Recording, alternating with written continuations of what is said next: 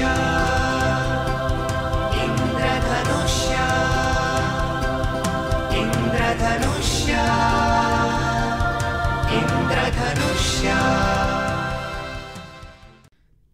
श्रोतेहो नमस्कार. आजच्या या सगळ्या इलेक्ट्रॉनिक्स मीडियाच्या संबंध युगामध्ये जो एक प्रिंट मीडिया आहे त्याचा एक खूप मोठा रोल आहे आणि दिवसेंदिवस तो वाढतच आहे. म्हणजे थोडासा एक सूर असा सतत निघतो की लोक वाचतात कमी, पण वास्तविक जर का बघितलं तर पेपर्सची संख्या वाढते आहे, ते वाचणारे वाचक वाढत आहेत आणि नवीन नवीन लोक वाचक म्हणून ॲड पण होत आहेत. तर हा सगळा अतिशय चांगला सकारात्मक भाग आहे त्यातला. पण त्याचबरोबर या नवीन युगाची काळाची नवीन आव्हानं पण त्याचबरोबर. तर इथे ज्येष्ठ पत्रकार सतीश कामत यांना आम्ही इथे बोलवलेलं आहे. तर आपल्या महाराष्ट्राला विशेषतः पत्रकारितेचा ते खूपच मोठा इतिहास आहे आणि त्या बॅकग्राऊंडवर आज ज्या वेळेला आपण पुढे बघतो की माध्यमांची आजची विशेषतः प्रिंट मीडियाची आजची काय आव्हानं आहेत. प्रिंट मीडियाचा आपण थोडक्यात जर मागोवा घेतला तरी स्वातंत्र्यपूर्व काळातलं मुद्रित माध्यमाचं स्वरूप आणि स्वातंत्र्योत्तर काळातलं मुद्रित माध्यमाचं स्वरूप हा एक टप्पा होता. 1990 नंतर त्याचं स्वरूप आणखी झपाट्याने बदललं. ते दोन्ही अंगाने बदललं. एक तर त्याच्यामध्ये तांत्रिक गुणवत्ता खूपच चांगल्या प्रकारे आली आणि त्यामुळे अनेक ठिकाणी नाही तर 90च्या दशकामध्ये पुण्यासारख्या वर्तमानपत्रामध्ये सुद्धा फार कमी प्रमाणात संगणकाचा वापर होता. तो वापर तर वाढलाच, पण त्याचबरोबर इतर जी काही तांत्रिक गोष्टी आल्या, यंत्रसामग्री आली, आधुनिकीकरण आलं, यातून या सगळ्या मुद्रित माध्यमांची क्षमता अतिशय चांगल्या प्रकारे वाढली. त्याचं सादरीकरण, त्याचं प्रत्यक्ष रूप जे होतं, पानांचं मुखपृष्ठाचं की आतली पानं असतील ते खूप बदललं. प्रत्येक पान रंगीबेरंगी व्हायला लागलं. त्यामुळे या तऱ्हेने ती चांगली सुधारणा की तांत्रिक आघाडीवर झाली. पण त्याचबरोबर आशा आणि एकूण मालकी त्याची किंवा एकूण त्याचं स्वरूप जर पाहिलं, आर्थिक स्वरूप, तर ते खूपच तेवढ्याच झपाट्याने बदललं. त्यात दोन प्रमुख बदल झाले. एक तर पारंपरिक पद्धतीची जी वृत्तपत्रांचे मालक होते, एक तर ते स्वतःच मूलतः पत्रकार असायचे आणि ते पत्रकारांची ती वर्तमानपत्रं होती. तो काळ खूप झपाट्याने बदलला. काही भांडवलदारांनी स्वतःची वर्तमानपत्रं सुरू केली. त्याचबरोबर काही राजकीय व्यक्तींनी अन्य वर्तमानपत्रं विकत घेतली किंवा आपली स्वतःची वर्तमानपत्रं सुरू केली. आणि या दोन गोष्टी 1990 नंतर मोठ्या प्रमाणात घडल्या. महाराष्ट्रात राज्य पातळीवरती आपल्याला अशा स्वरूपाची वर्तमानपत्रं पाहायला मिळतात. आणि मला वाटतं तिथून मुद्रित माध्यमांपुढे खरं आव्हान उभं राहिलं. कारण स्वाभाविकपणे भांडवलदार म्हणा किंवा राजकीय व्यक्ती म्हणा, त्यांचे हितसंबंध वेगळ्या स्वरूपाचे असतात आणि मुद्रित माध्यमातलं जे काही स्वरूप असतं त्याचं ज्या तऱ्हेने सादरीकरण होतं, ज्या तऱ्हेने तिथं गोष्टी प्रसिद्ध होणं अपेक्षित असतं, त्याला त्यांच्यामुळे खूप मर्यादा यायला लागल्या. आणि त्याला या गोष्टी केवळ आपल्या हितसंबंधांचं रक्षण करणाऱ्या गोष्टी तिथं कशा येतील किंवा थोड्याफार प्रमाणात निपक्षपातीपणाचा, तटस्थपणाचा आव आणत आहे त्या पद्धतीने कसं वृत्त सादर होईल याकडे ही मंडळी लक्ष द्यायला लागली, त्यामध्ये हस्तक्षेप करायला लागली. आणि त्यामुळे मला असं वाटतं की आत्ताच्या काळामध्ये मुद्रित माध्यमांपुढचं मुख्य आव्हान हे त्यांच्याच मालकांनी निर्माण केलेलं आहे. आणि ते आव्हान हेच आहे की आपली विश्वासार्हता कशी टिकवायची. कारण ही वृत्तपत्रांचे मालक कोण हे न जाणण्यात की आजची जनता धुतखुली राहिलेली नाही. आजचा वाचक हा खूप सजग झालेला आहे. त्याला माहिती मिळण्याची इतकी साधनं उपलब्ध आहेत की त्याला सगळं माहिती असते. कुठलं वर्तमानपत्राचे मालक कोण आहेत, त्यांचे पुढले लागेबांधे काय आहेत, त्यांचे हितसंबंध काय आहेत. राजकीय व्यक्ती नसली तरीसुद्धा त्या व्यक्तीचे राजकीय क्षेत्रात कुठल्या लोकांशी संबंध आहेत, कुठल्या विचाराची ती व्यक्ती आहे, सगळी गोष्टी माहिती असतात. त्यामुळे तो वाचक केवळ बातमी वाचत नाही, तो या बातमीमागची बातमी या पद्धतीने वाचत असतो की हे वृत्तपत्र कोणाचं. त्यामुळे त्या बातमीचा सूज जो आहे तो असा काय आणि असा का नाही. आणि त्यामुळे या परिस्थितीमध्ये हे कसरत तिथल्या काम करणाऱ्या कर्मचाऱ्यांची किंवा पत्रकारांची असते की आपली विश्वासार्हता टिकवून धरणं. आणि त्याला खूप मर्यादा या आत्ताच्या काळामध्ये पडलेल्या आपल्याला दिसतात. मगाशी जसं तुम्ही उल्लेख केला की वर्तमानपत्र रंगीत आहेत, त्यांच्यातलं खूपच टेक्नॉलॉजिकली तांत्रिकदृष्ट्या ती खूप ॲडव्हान्स आहेत, खूप आकर्षक झालेली आहेत. आता हे सगळं जर का करायचं असेल तर आर्थिक बळाशिवाय तर करणं काही शक्य नाही आहे. तर अनेक इतरही सांस्कृतिक गोष्टी त्या झगमगाटात करायला हव्या म्हणून अनेक लोकांना त्याच्यामध्ये घ्यावं लागतं. त्याची उदाहरणं काही महाराष्ट्रात कमी नाही आहेत. तर ही थोडीशी अपरिहार्यता आहे. अपरिहार्यतेपोटी करण्याच्या गोष्टी वेगळ्या आणि स्वेच्छेने करण्याच्या गोष्टी वेगळ्या असतात. अनेक ठिकाणी आपणहूनच लोटांगण घालत जाणं किंवा आपणच त्या परिस्थितीला शरण जाणं किंवा आपण काहीतरी इतरांना खुश करण्यासाठी गोष्टी करणं असे अनेक ठिकाणी दिसून येतं किंवा त्यांचे विचारसरणी त्या तऱ्हेची असल्यामुळे त्या विचारसरणीला बळ मिळेल अशा तऱ्हेचे लेख किंवा बातम्या त्यामध्ये प्रसिद्ध होणं ह्याच्यात काहीच कंपल्शन किंवा परिस्थितीमुळे किंवा गरजेपोटी केलेली गोष्ट अशी ती काही नाही आहे. आर्थिक बाजू म्हणाल तर होय, आर्थिक बाजू मग तसं तर मोठमोठ्या उद्योगांपुढे पण ही आव्हानं असतात की आर्थिक बळ निर्माण करण्यासाठी काही ना काही गोष्टी करणं, पण तरीसुद्धा ते आपले उद्योग स्वतःच्या बळावर उत्तम प्रकारे चालवतात. त्यासाठी त्यांना राजकीय कुबड्यांची कायम गरज लागत नाही. काही प्रमाणामध्ये जिथं सरकारी परवानग्या किंवा इतर गोष्टी असतील त्या त्यांना स्वाभाविकपणे राजकीय व्यक्तींकडे जावं लागतं, पण तरीसुद्धा आपला व्यवसाय ते स्वतः उत्तम प्रकारे चालवू शकतात. मला असं वाटतं की वर्तमानपत्र हे जोपर्यंत व्यवसाय म्हणून होतं म्हणजे 1990पर्यंत जवळजवळ आधीचा एक 20-एक वर्षाचा काळ मी पाहिलेलं सजगपणे की ज्यावेळेला वर्तमानपत्र हे व्यवसाय म्हणून चालवत होतं आणि तरी ते यशस्वीपणे चाललेलं होतं. त्यावेळची कदाचित आर्थिक गणितं वेगळी असतील, गरजा कमी असतील, पण त्याच प्रमाणामध्ये इथं खर्चही होतेच. ते खर्च ते भागवून नफ्यामध्ये वर्तमानपत्र चालवणं शक्य होत होतं. जेव्हा हितसंबंध जास्त वाढले, मालकांची भूक वाढली, मालकांच्या गरजा वाढल्या, तेव्हा या सगळ्या गोष्टींचा किंवा दोषांचा त्यामध्ये शिरकाव झाला. त्यामुळे तुम्ही म्हणता ते काही प्रमाणात नक्की खरं आहे, पण त्या भांडवल उभारणीसाठी किंवा त्या तऱ्हेच्या आर्थिक गोष्टींची जुळवाजुळव करण्यासाठी या तऱ्हेच्या गोष्टी कराव्या लागतात असं नाही आहे. मला असं वाटतं ही जी बाजार शरणता ही बाजार शरणता फार भयानक आहे आणि त्या बाजार शरणतेमुळे ही विश्वासार्हता धोक्यात आलेली आहे. एक वर्तमानपत्र जर का असं जसं तुमच्याच भाषेत सांगायचं झालं तर बाजार शरण झालेलं आहे, तर त्याचा परिणाम संबंध व्यवसायावर होतो. व्यवसायावर म्हणजे खपावर नक्कीच होतो, कारण त्या विचाराचेच लोक मुख्यत्वे ते वर्तमानपत्र घेतात, ज्यांना ते स्पष्टपणे माहिती आहे. याची नावं घ्यायची काही गरज नाही. महाराष्ट्रातील वृत्तपत्र आपल्याला सगळ्यांनाच माहिती आहे की कुठली वर्तमानपत्र कुठल्या राजकीय विचाराशी बांधलेली आहे. त्यामुळे त्या दृष्टीने खपावर परिणाम नक्कीच होतो. शिवाय ती जर त्या राजकीय पक्षाची किंवा त्या नेत्याचं सत्ता त्या राज्यात किंवा देशात नसेल तरीसुद्धा त्याचा फटका त्याला बसतो. जाहिरातींपासून सगळ्या क्षेत्रामध्ये तो फटका बसतो. आणि मला व्यवसायाच्या बाबतीतली चिंता कमी आहे, कारण ते निधी उभारणी करता येऊ शकते, त्या गोष्टी करता येऊ शकतात. वर्तमानपत्र म्हटल्यावर लोकांचा जो एक विश्वास हा महत्त्वाचा असतो आणि तो टिकवणे सगळ्यात मोठं आव्हान असतं. ते आव्हान आज पेलणं खूप कठीण होत गेलं. हे जास्त चिंतेची बाब आहे, कारण आपल्याला माहिती आहे की एकाने असं होतं की पेपरमध्ये छापून आलं म्हणजे ते खरं असलं पाहिजे अशी एक धारणा होती समाजाची, वाचकांची ती धारणा असायची. वाचक त्या बाबतीत कधी दुसरं मत व्यक्त करत नसत किंवा त्याबद्दल त्याला आव्हान देत नाहीत की नाही पेपरमध्ये असं तरी चुकीचं असेल, पेपरमध्ये आलं म्हणजे खरं, असा एक भावना, अशी एक धारणा होती. इतकं उत्तम विश्वासार्हता या वर्तमानपत्रांनी जपली होती. आज ती जपणं अतिशय कठीण होत चाललं. हे जास्त गंभीर आणि न पेलण्यासारखं व्हावं असं वाटावं असं आव्हान झालेलं आहे.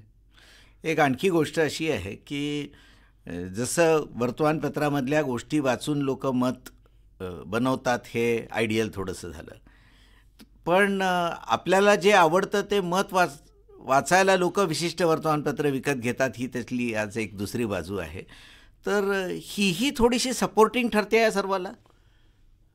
माहीत नाही, म्हणजे मुद्दा कसा आहे, पण ते जरी सपोर्टिंग ठरलं पण मग तुमचा खपावर परिणाम होतोच ना. म्हणजे तो वाचक तुमचा जर तेवढ्या प्रमाणामध्ये असेल, तेवढ्या प्रमाणामध्ये त्या विचारसरणीचे लोक वर्तमानपत्र वाचक असतील तर मग ते तुम्हाला पूरक होऊ शकतं. पण तसं जर नसेल तर तुम्ही त्या वर्तमानपत्राच्या खपाच्या आधाराने किंवा त्या खपाच्या आधारावर जाहिराती मिळवून नाही कामकाज चालू शकत. मग पुन्हा तुम्ही राजकीय तुमची जी काही ताकद आहे किंवा राजकीय जे काही संपर्क आहे, स्थान आहे, त्या बळावरच ते वर्तमानपत्र चालवतं. किंवा काही वर्तमानपत्र केवळ नावासाठी म्हणून चालतात की या व्यक्तीचे वर्तमानपत्र म्हणून ते चालतं किंवा त्यासाठी त्याला जाहिराती दिल्या जातात, सरकारी गोष्टी त्यासाठी सहज साध्य होतात.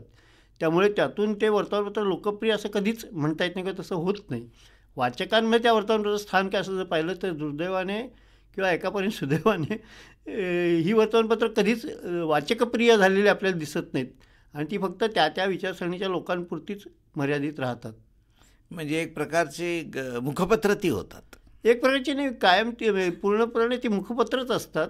त्याला तोंडावळा फक्त वर्तमानपत्राचा दिला जातो. कारण मला हे खात्रीने किंवा माहिती आहे की काही वर्तमानपत्रांमधून काही व्यक्तींची बातमी सोडा नावसुद्धा छापायला मनाई असते आणि त्या पद्धतीने खालच्या पातळीपर्यंत संदेश गेलेला असतो. आणि त्यामुळे आपल्याला असं दिसतं की निवडणुकीच्या काळातला त्यातला एकांगीपणा तर समजण्याजोगा असतो, पण एरवीसुद्धा त्यातलं जे काही एकांगी स्वरूप असतं ते लपून राहत नाही अशा वर्तमानपत्रातलं, आणि ते फार हानिकारक आहे. ते वर्तमानपत्र ते तुम्ही म्हणता तोच शब्द त्याला पूर्णपणे योग्य की ते मुखपत्रच असतं. या सर्वातून म्हणजे आता आपण इतके ज्येष्ठ पत्रकार आहात, इतकी पत्रकारिता बघितली आहे तुम्ही, त्या पत्रकारितेच्या माध्यमातून इतक्या व्यक्तींना भेटला आहात. तुम्हाला काय भविष्य दिसतं या सर्वाचं? आर्थिक आघाडीवर भविष्य उज्ज्वल दिसते, पण वर्तमानपत्र म्हणून जे काही त्याचं स्वरूप असायला हवं किंवा वाचकांमध्ये त्याच्याबद्दल जे एक आदराचं स्थान असायला पाहिजे, त्याचं ज्या तऱ्हेने वाचकांनी स्वागत करायला पाहिजे, वाचकांनी त्यामध्ये सहभाग असला पाहिजे. अगदी वाचकांचा पत्रावरपर्यंत जरी आपण पाहिलं तरी एकेकाळ असं होतं की वाचकांचा पत्रावर सुद्धा एक अतिशय वाचनीय सदर असायचं, कारण त्या ठिकाणी चांगली चांगली मातब्बर लोकंसुद्धा आपलं विचार व्यक्त करायचं, इतकं त्या वर्तमानपत्रामध्ये त्या सदराचं सुद्धा स्थान असायचं. हे स्थान कुठेतरी गमावलं जाते किंवा गमावलं गेलं आहे आणि लोक वाचतात ते केवळ माहितीसाठी किंवा एक सवय म्हणून वाचतात. आणि अशा परिस्थितीमध्ये भविष्य जर तुम्ही म्हणाल तर तरुण पिढी जी आत्ताची, तरुण पिढी हे वर्तमानपत्र कशा प्रकारे हातात धरेल किंवा का हातात धरेल असा प्रश्न पडावा, अशी आजच्या वर्तमानपत्रांची स्थिती आहे.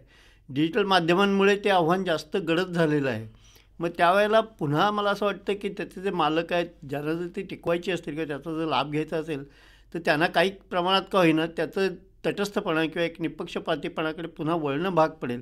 आणि तसं झालं तर या वर्तमानपत्र टिकू शकतील, कारण किती तुम्ही म्हणालात तरी वर्तमानपत्राला वाचकांच्या दृष्टीने किंवा समाजामध्ये जे स्थान असतं ते अजूनही इलेक्ट्रॉनिक माध्यमाला आपल्याकडे मिळालेलं नाही.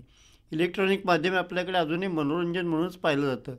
अगदी रात्रीची जे काही आपण चर्चा ऐकतो वृत्तवाहिन्यांवर, त्या चर्चासुद्धा लोक आपलं एक करमणूक म्हणून त्याकडे बघत असतात, की विशेषतः राजकीय चर्चा असेल तर त्याबद्दल बोलायलाच नको, पण इतर चर्चांच्या बाबतीत लोकांचा दृष्टिकोन मुख्यत्वे मनोरंजनाचं माध्यम म्हणून अजून इलेक्ट्रॉनिक मीडियाबद्दल आहे. त्यामुळे त्या परिस्थितीत आजही वर्तमानपत्रांना संधी आहे, फक्त त्याचे मालक हे त्याचा कसा वापर करतात आणि त्यासाठी किमान जी काही तटस्थतेची किंमत आहे, निपक्षपातीपणाची किंमत आहे, ते किंमत ती द्यायला तयार होतात का, यावर या वर्तमानपत्राचं भवितव्य आहे.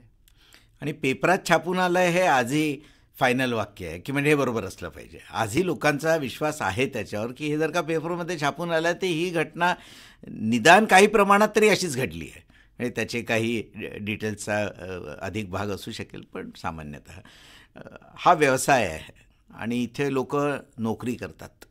आणि अशा अवस्थेमध्ये जर का पत्रकारिता हे जर का करिअर व्हायचं असेल तर त्याच्यामधला आर्थिक भागाकडे तर आपण इतके आयडियलिस्टिक नाही होऊ शकत की तुम्ही पूर्ण दुर्लक्ष कराल.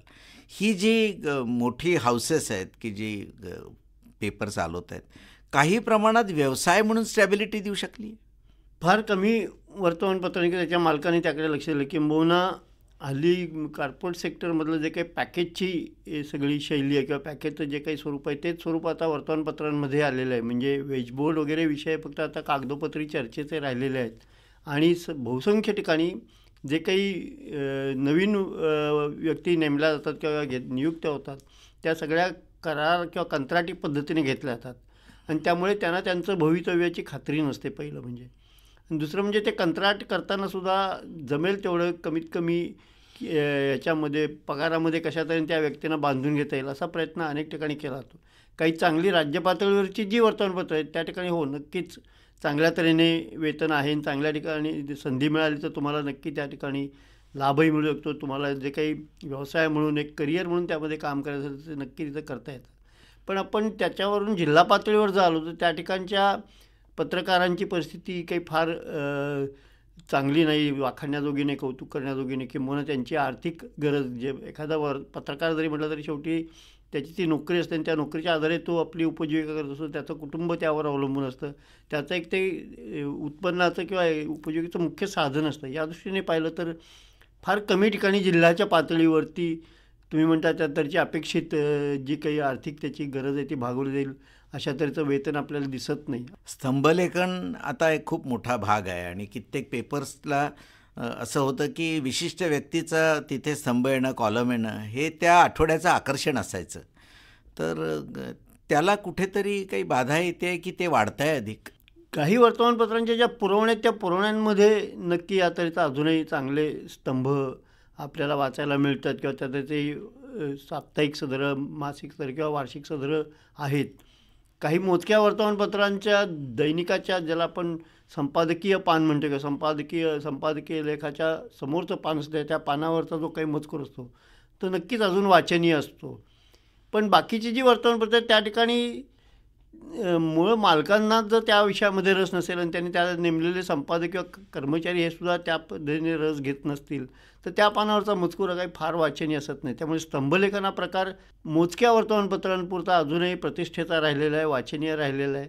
पण त्याचं जे काही स्वरूप आहे ते स्वरूप आक्रसत गेलेलं आपल्याला नक्कीच दिसतं. आणि त्यामुळे एखाद्या स्तंभासाठी एखादं वर्तमानपत्र विकत घेतलं नाही किंवा अग्रलेखासाठी वर्तमानपत्र विकत घेतलं तर आणखीन कमी झालं आहे. पण ते दोन्ही बाबतीमध्ये आज थोडीशी निराशाजनक परिस्थिती आहे. आणखी एका वेगळ्या मुद्द्याकडे मी वळू इच्छितो याच्यामध्ये, की जे वर्तमानपत्र आहे तर शेवटी त्याचा खप वाढणं ही दोन्ही दृष्टीने एक अपेक्षा आहे की अधिक लोकांनी वाचावं आणि तो व्यवसाय पण ॲट द सेम टाईम आहे. तर असं जर का व्हायचं असेल, अधिक लोकांपर्यंत पेपर जायचा असेल तर आयडियली काय व्हायला पाहिजे?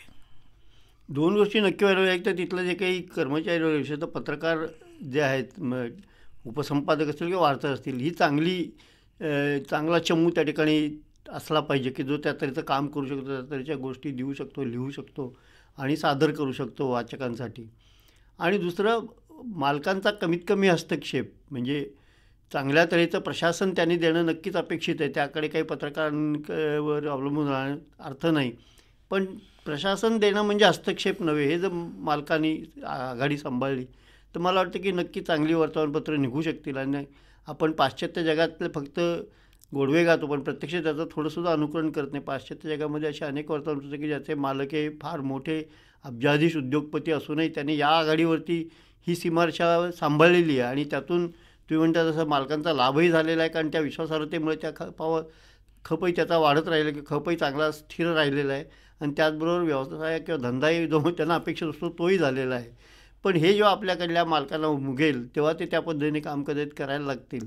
आणि मग नक्की मला असं की दोन्ही बाजूंना ज्याला आपण विन विन सिच्युएशन म्हणतो तशी सिच्युएशन निर्माण झालेली असेल. जर का औषधांचा खप वाढला तर काही प्रमाणात त्यांनी आरोग्यही मिळतं आणि व्यवसायही होतो. बरोबर. एक अपेक्षा सदैवच राहिलेली आहे की अग्रलेखांमध्ये मतं व्यक्त व्हावीत आणि बातम्यांमध्ये माहिती असावी. तर हे फॉलो होतं आहे. अग्रलेख लिहिण्याची क्षमता असलेले संपादकच फार कमी झालेले आहेत आता. मुळात अडचण ती आहे. म्हणजे मला असं माहिती आहे की काही ठिकाणी अग्रलेख लिहिण्यापुरती काही माणसं हायर केली जातात किंवा भाड्याने त्यांचं लेखन घेतलं जातं. आणि ती केवळ एक अग्रलेख हा एक साजरा करायचा उपचार म्हणून त्या वर्तमानपत्रामध्ये शोभेची वस्तू आहे. शोभेची वस्तू किंवा ती असली पाहिजे म्हणून दिल्यासारखी असते की वर्तमानपत्र म्हटल्यावर अग्रलेख पाहिजे, मग तो लिहायला कोणतरी माणूस असला पाहिजे किंवा एखादी व्यक्ती असली पाहिजे. म्हणून तेवढं काम फक्त त्या व्यक्तीने करायचं. पण त्या पलीकडे त्या संपादकाचं त्या वर्तमानपत्राचं मत, त्या वर्तमानपत्राचं धोरण, त्या वर्तमानपत्राची त्याबद्दलची जी काही भूमिका असेल ती भूमिका मांडण्याचं व्यासपीठ, त्याचबरोबर जनशिक्षणाचं व्यासपीठ म्हणून अग्रलेखाकडे पाहणे केव्हाच बंद झालेलं आहे. म्हणजे एक सदैव प्रश्न असा असतो की पत्रकारांनी कार्यकर्ताही राहावं की फक्त पत्रकार राहावं? आपलं काय मत आहे? कार्यकर्ता म्हणजे किती टप्प्यापर्यंत कार्यकर्ता व्हायचं हे त्याने सीमारेषा आखून घेणं आवश्यक आहे. कार्यकर्ता म्हटल्यावर एक सामाजिक भान असणं असा जर मुद्दा असेल तर येस, नक्कीच पत्रकाराकडे ते सामाजिक भान असलं पाहिजे आणि त्या असलंच पाहिजे. आणि आपल्याकडे एक तटस्थपणाचा काय म्हणतो पांघरून असा आवडला जातो की मी तटस्थ आहे म्हणून मी काही हे नाही, पण मला भूमिका नाही, हे फार वाईट परिस्थिती आहे. पत्रकाराला भूमिकाही असली पाहिजे. मग ती राजकीय भूमिका असली तरी चालेल, सामाजिक भूमिका नक्कीच असली पाहिजे. आणि त्या भूमिकेच्या आधाराने त्याने लेखन केलं पाहिजे, त्या भूमिकेच्या आधाराने त्याने काम केलं पाहिजे. ते जो काही विषय असेल, मग पर्यावरणाचा विषय असेल, इतर सामाजिक प्रश्न असतील, आर्थिक प्रश्न असतील, ते मार्गी लागावेत, तडीला लागावेत म्हणून त्याने आपल्या माध्यमाचा वापर करणं हे म्हणजे काही गैरवापर नव्हे. उलट तू त्या ठिकाणी काम करत असशील तर त्याचा लाभ त्या क्षेत्राला, तिथल्या गरजू व्यक्तींना किंवा तिथल्या वादग्रस्त विषयांना मिळाला पाहिजे, ते स्थान त्यांना मिळालं पाहिजे, याची काळजी घेणं हे कामच आहे. त्यामुळे पत्रकार हा त्या अर्थाने कार्यकर्ता नक्की असला पाहिजे, पण त्याची सीमारेषाही त्याने सांभाळली पाहिजे. तर पत्रकारिता कमी कार्यकर्ता पण जास्त असं झालं तरी गोंधळ होऊ शकतो. एक अगदी शेवटला प्रश्न की महाराष्ट्र जर का खऱ्या अर्थाने कशाकरता प्रसिद्ध असेल तर जी गोष्ट समाजामध्ये अतिशय सवंगपणे होत आहे किंवा याच्याविरुद्ध अतिशय घेतलेल्या प्रखर भूमिका आणि अतिशय एकाकी राहून घेतलेल्या भूमिका, आणि या भूमिकांनी महाराष्ट्राला खूप पुढे नेलं आहे, संबंध देशालाच पुढे नेलं आहे रादर. तर अशा भूमिका आज आपण घेऊ शकतोय. त्या संपादकाला फार काही संबंध नसतील तर तो घेऊ शकतो, आणि त्याच्या मालकाची त्याला परवानगी असेल तर तो घेऊ शकतो, आणि त्या संपादकाची ती क्षमताही असली पाहिजे. या तिन्ही अटी या इतक्या आजच्या काळामध्ये कठीण झाल्यासारख्या वाटतात की त्यामुळे आपण घेऊ शकतो का, तत्वता हो, पण व्यावहारिकता तशा शक्यता फार कमी दिसतात आपल्याला वर्तमानपत्राच्या जगामध्ये, आणि ती फार शोचनीय स्थिती आहे. म्हणजे ही परिस्थिती असणं ही नक्कीच त्या आघाडीवरची शोचनीय परिस्थिती आहे. वाचक या सर्वात कुठे आहे? वाचक या सर्वात वर्तमानपत्राकडे आता फक्त माहितीचं साधन म्हणून पाहतो. क्वचित काही जर त्याच्या आवडीचं विषय असतील, त्या विषयावरचे काही चांगले लेख असतील तर ते लेखांची माहिती त्याला त्या लेखांमधून ती माहिती त्याला मिळते. काही प्रमाणात मनोरंजन होतं, पण त्या पलीकडे वाचक फार गंभीरपणे वर्तमानपत्र किती वाचतो याबद्दल मला हल्ली शंका वाटायला लागली. कारण त्याला वाचनाची किंवा पर्यायाचे माहितीचे इतके पर्याय उपलब्ध झालेले आहेत की तुम्ही त्याला जर त्याच्या पलीकडचं काही सांगितलं नाहीत तर तो वाचक तुमचं वर्तमानपत्र कशाला हातात धरेल असा प्रश्न निर्माण होतो. की एखादी घटना आदल्या दिवशी घडली असते जी त्याला काही सेकंदामध्ये समाज माध्यमांमधून किंवा दूरचित्रवाणीवरून दिसलेली असते, ते जर तुम्ही पुन्हा सांगितलं दुसऱ्या दिवशी तुमच्या वर्तमानपत्रात जास्त रसभरीतपणे देणार असाल तर वाचक ते फार हातात धरणार नाही. त्याला त्याचं पुढे काहीतरी जाऊन अन्वयार्थ सांगणं किंवा संभाव्य त्यातनं काय परिणाम आहेत ह्याची जर जोड तुमच्या बातमीला नसेल, तशी काही टिप्पणी त्या बातमीमध्ये नसेल तर वाचक तुमचं वर्तमानपत्र हातात धरणार नाही. त्यामुळे वाचकाने तुमचं वर्तमानपत्र हातात धरावं यासाठी तुम्हाला पुन्हा एक पाऊल पुढे राहण्याची गरज आज निर्माण झालेली आहे. हे जे इलेक्ट्रॉनिक माध्यम समाज माध्यमांचं आव्हान आहे त्या आव्हानाला तोंड देण्यासाठी वर्तमानपत्रांनी वर्तमानपत्रात काम करणाऱ्या व्यक्तींनी हे भान राखून पत्रकारिता केली तर वाचक नक्की वर्तमानपत्र हातात धरेल. तुम्ही म्हणालात त्याच्यावरनं एक मला लक्षात आलं की जरी आपण ते त्याचे व्हिज्युअल्स जरी बघितले असले तरी अजूनही एक खूप मोठा वर्ग असा आहे की त्यांना ते पेपरमध्ये वाचल्याशिवाय बरं वाटत नाही. तर या वर्गाची जी उत्सुकता आहे, उत्कंठा आहे, ही अजूनही टिकून आहे.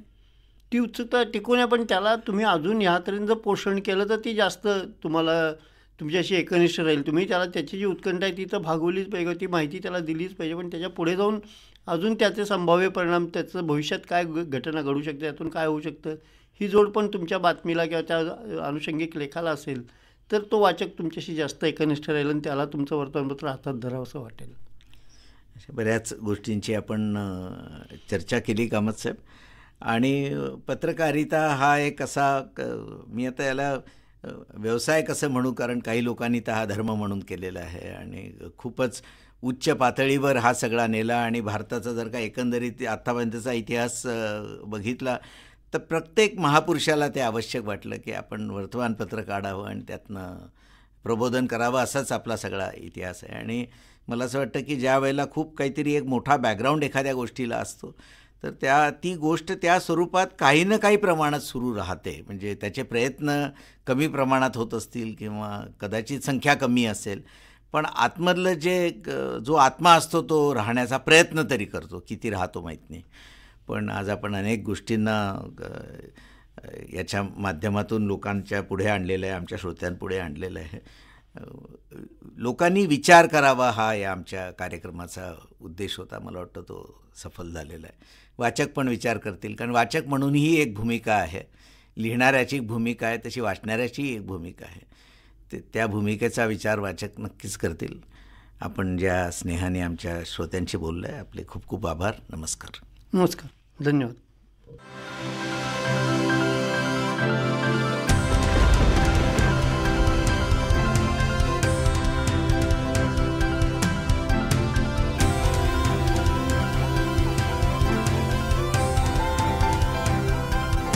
इंद्रधनुष्य इंद्रधनुष्य इंद्रधनुष्य इंद्रधनुष्य